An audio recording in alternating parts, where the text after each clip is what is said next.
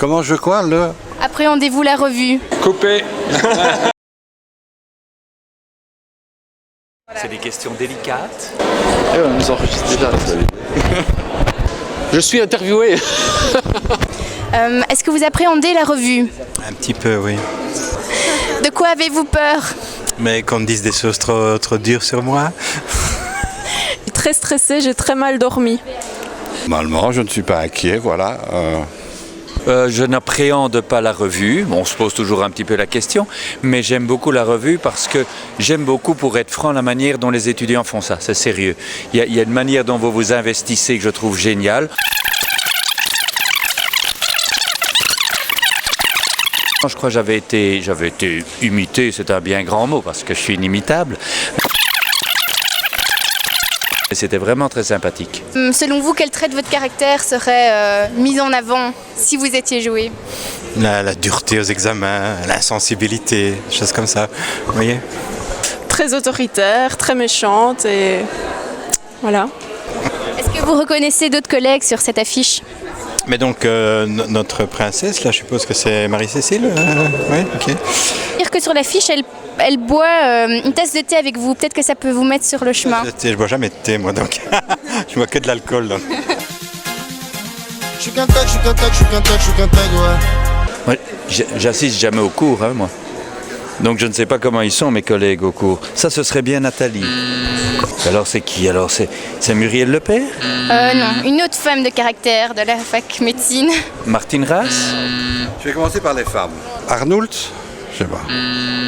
Isabelle Meistat. Ah, ça doit être de Viereux, alors. Ah bon, c'est celui-là. Extraordinaire, gigantesque, magique, inespéré. Je n'ai plus de mots. Vous imaginez, je n'ai même plus de mots. Au revoir Caroline. Je dois en penser du bien. J'ai admiré, je dis, c'est un feu d'artifice d'imagination. Moi, je trouve que ça humanise la vie et que ça humanise notre université. Vous en avez pensé quoi? D'être imité? Oui. C'est un peu comme venir à un examen. Oui, c'était vraiment exceptionnel. Quel boulot, à nouveau. Évidemment, un sentiment assez étrange d'être de l'autre côté de la barrière. Hein. Oui, plutôt. J'espère que l'image du gentil con ne va pas se renforcer. Enfin, je trouvais pas que votre personnage était con. Je ne sais pas comment lui s'est ressenti. C'était le gentil con. Comme chaque année, très chouette. J'ai adoré aussi, comme chaque année, on va dire. J'en ai pensé que l'investissement est toujours supérieur et que je ne sais pas jusqu'où ça va aller. Non, c'était excellent. J'ai trouvé que les acteurs étaient très bons. Voilà, et que même sans connaître les profs, vraiment il y avait moyen d'y trouver son compte. C'est vraiment super de voir que vous arriviez à sortir de vos cours et à réaliser un tel spectacle où on passe vraiment du bon temps. Je pense que c'est important. Vraiment professionnel. Vraiment, c'est moi qui aime, je veux dire, que l'on donne le meilleur de soi-même. Moi qui aime quand on essaie d'exceller dans ce qu'on fait. Ici, je dois dire, je suis impressionnée. C'est vraiment tout ce que j'aime parce que c'était le souci du détail, le souci de se dépasser, le souci de donner le meilleur qu'on a. Et donc, franchement, bravo. Les équipes vidéo, ils pourraient aller frapper à la porte d'un studio de montage et elles vont trouver un job immédiatement. J'ai tendance à comparer avec une autre revue qui n'a rien à voir, c'est la revue des ingénieurs de Louvain. La revue des ingénieurs, c'est un monument, ça fait 50 ans que ça existe et franchement, vous n'avez pas à rougir de cette fameuse revue des ingénieurs. Les musiciens, à part notre ménestrel, les musiciens étaient excellents. Je dis que l'orchestre, là j'ai admiré. Et je me suis dit, c'est aussi une chose que je me suis dite, c'est que vous avez l'art de mettre ensemble tous les talents. Il y avait des talents, hein, tout ça, les danses, la musique, ça ne s'improvise pas de jouer du violoncelle.